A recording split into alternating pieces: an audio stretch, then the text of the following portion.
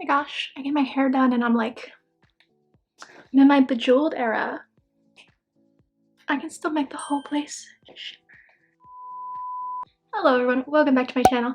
This is going to be the long-awaited, long-avoided story time of what I have been going through for the last 7 months. So, I'm gonna try to just like keep this quick. I've talked about bits and pieces of things in videos in the last half of a year, but basically, let's start at the beginning. September 2020, what year is it? 2022. I am at my doctor. I'm doing a wellness exam. She asked when my last pap smear was. I tell her it was a few years ago. She says, can I do one? I say, sure. Get a pap smear done. The next week, I find out that some of the thingamabobbers with the pap smear were abnormal and that I need to have more looked into. I need to have like a follow-up. I don't really know what's going on. I get referred to someone else, like an actual like my doctor is a nurse practitioner. I get referred to a doctor. Not that big of a deal, you know. It's like people get abnormal readings of things all the time, not thinking too much of it. Go to this other doctor. They tell me that I need to have a colposcopy.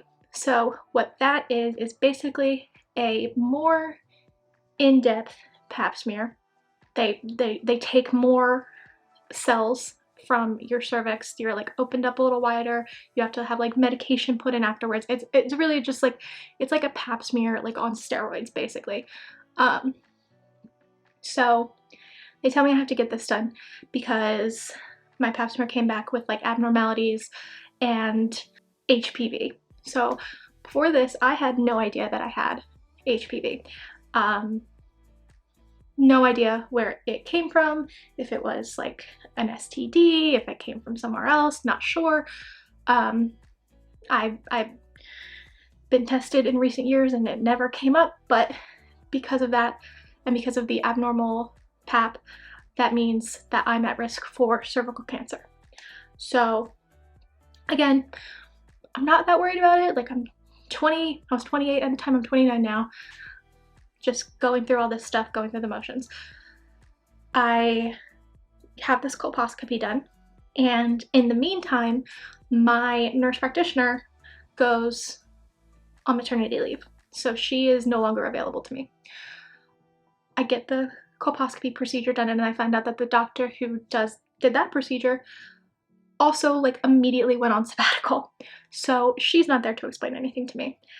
I have this procedure done, and the only information I receive about it for weeks is the literal medical report. Like, I'm not a doctor.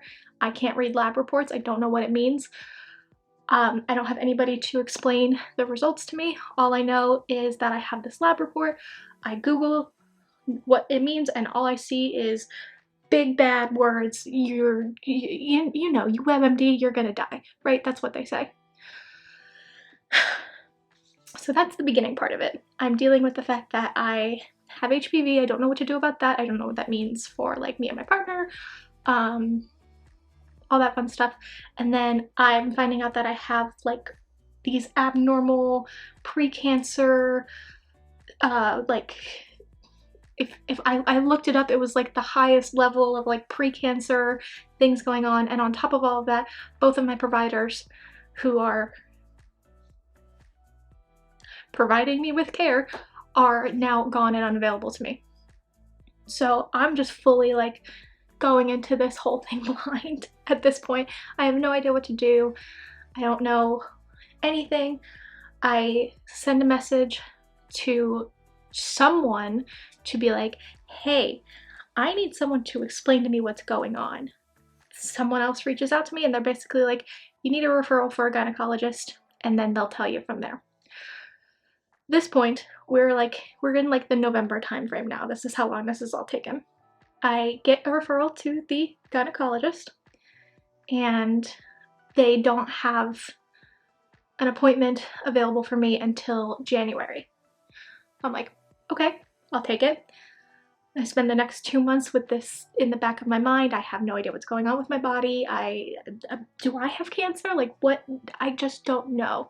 It was very, my mood, my temperament, everything that you saw from me from that time of the year, like the November, December, beginning of January timeframe, I was very low because I was just scared, confused, alone. I didn't know what was happening to me. What I did know is that going to this gynecologist, I was going to have what they call a LEEP procedure. Again, not a doctor, don't know exactly what it stands for, but it's basically an electrical wire that they stick up and they cut the affected cells out of your cervix and they patch it up and they hope it doesn't come back. Sounds terrifying, absolutely terrifying. I'm like on YouTube, I'm trying to like figure out like what it actually means, what's going on. Nobody's really like talking about it on here. Nobody's like, there's a video of what a LEEP procedure is, and that scared the bejesus out of me. You should not watch medical videos for procedures that you're going to have. So for just those months, I was just like scared. So we'll fast forward to January. I wish I could talk more about that whole experience, but I really just spent those months just not knowing what was going on. We get to January. It's the morning of my appointment. I think I'm having this procedure today that I know nothing about except for that it's scary, and I'm freaking out. I'm like shaking. I'm just having like whatever. I go in and I meet the doctor she's so fantastic, and I love her. She's been like the most positive experience of this whole thing. And she sees that I'm like visibly like upset, and she asked me, you know, like, what's going on, blah, blah, blah. And I told her like, I'm having this procedure today and I have no idea what's going on. And she was very reassuring. She was like, no, you're not having a procedure today. This is a consultation. This is where I explain to you what's happening. We go over all the possibilities. I go over your options. We talk about what we're gonna do next. And it felt like just like a weight completely lifted off of my chest. Like finally, after all these months of being confused and being lost and feeling alone, someone's gonna tell me what the hell is going on with me. So what she described to me was that I have the HPV, and that is likely what caused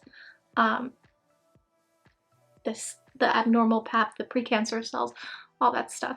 She couldn't tell me, you know, if it was something I had contracted in the past and it just didn't show up in screenings before, or like there's other ways that you can contract HPV. It's not just a sexually transmitted disease. So she couldn't tell me that part, but she got me set up on a vaccination schedule because I'd never been vaccinated for HPV before. Don't know why, but got that squared away. And then she explained to me what was actually going on inside of me. So the abnormal cells were just that. They were precancerous, but like she basically told me like if we were having this conversation in 10 years, I'd be more concerned. But we're having this conversation now when you're 29, and we found it and we can take it out. She told me that there was different options of what I could do.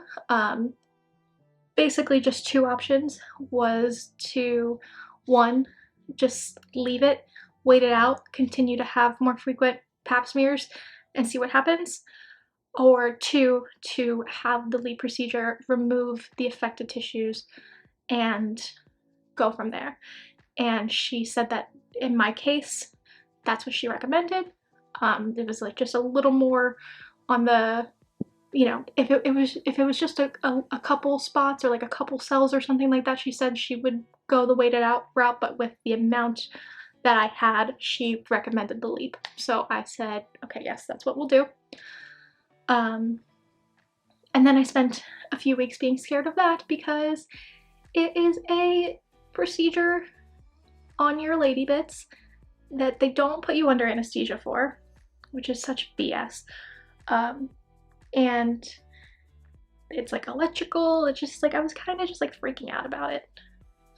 And that's a whole another thing. If you want to talk about the disparity between how we treat women's pain versus men's pain, whatever.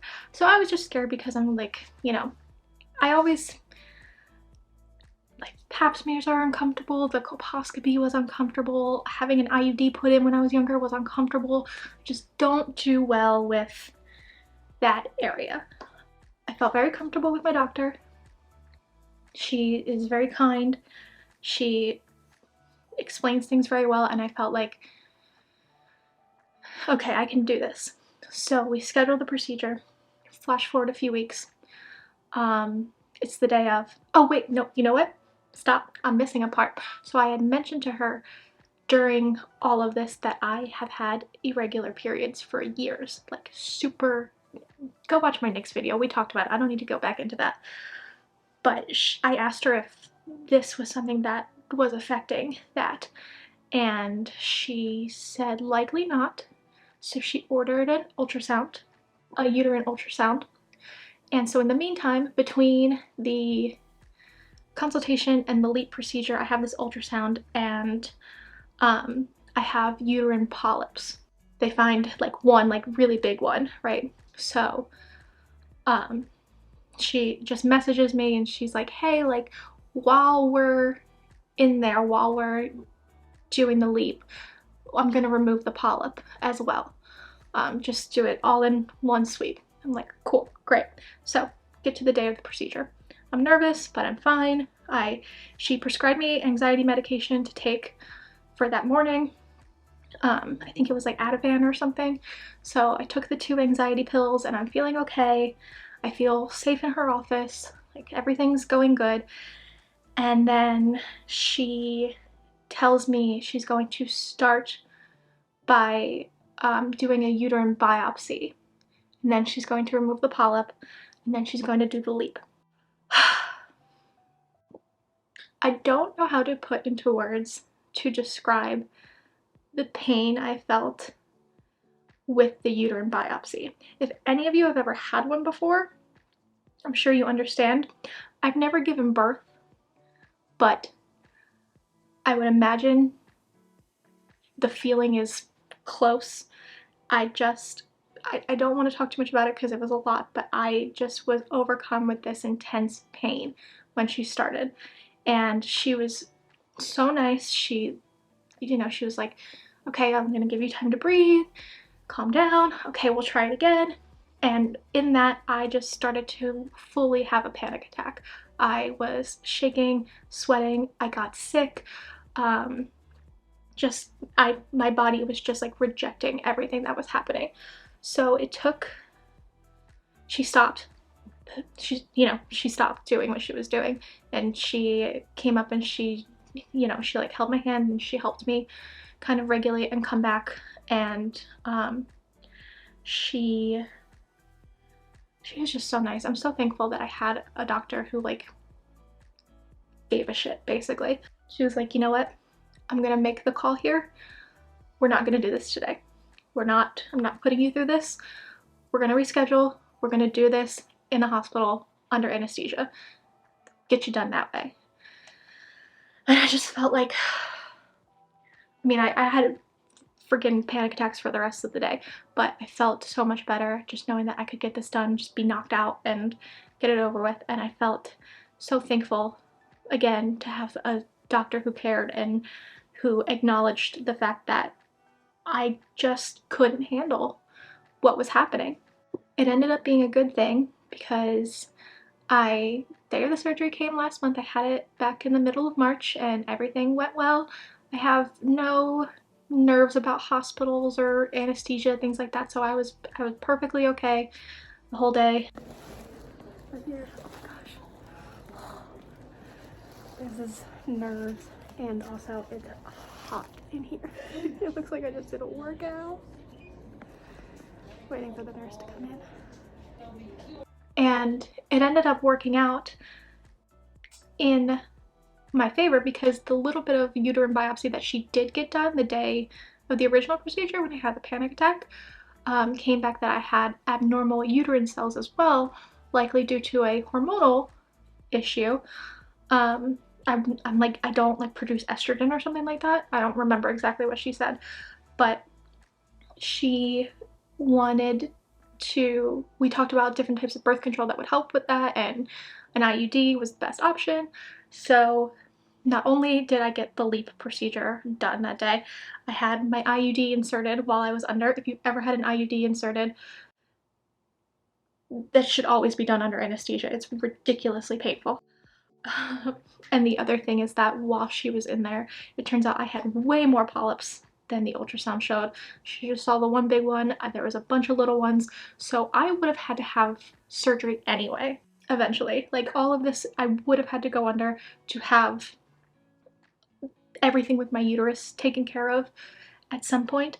So it just worked out that she could just like do it all in one fell swoop. And then I've talked a little bit about recovery on here. Recovery was not fun. But it wasn't that bad. I didn't have everything. There's no incision site because, you know, it just went right up, you know, just lots of cramps, bleeding. The cramps were the worst part, honestly. Just like imagine the worst period cramps you've ever had and then like double it. Probably, I mean, again, I've never given birth, so I don't know what it feels like, but something like that, I would assume. So, but now it's been a month and I'm doing much better. I've had follow-up. Everything went extremely well. I am going to have pap smear every 6 months for the next few years, just to keep an eye on things. If they come back normal and then continue to come back normal, then I can space them out to the regular allotted time. Like, what is it? Like, I think it starts to be like every year as you get in your mid-30s anyway, so whatever. I really just wanted to finally just sit down, tell you the whole thing from beginning to end, and just have a story time here on YouTube where someone tells their experience, so that if any person out there is going through this and they're scared and they feel like they're alone, I went through it. It sucked.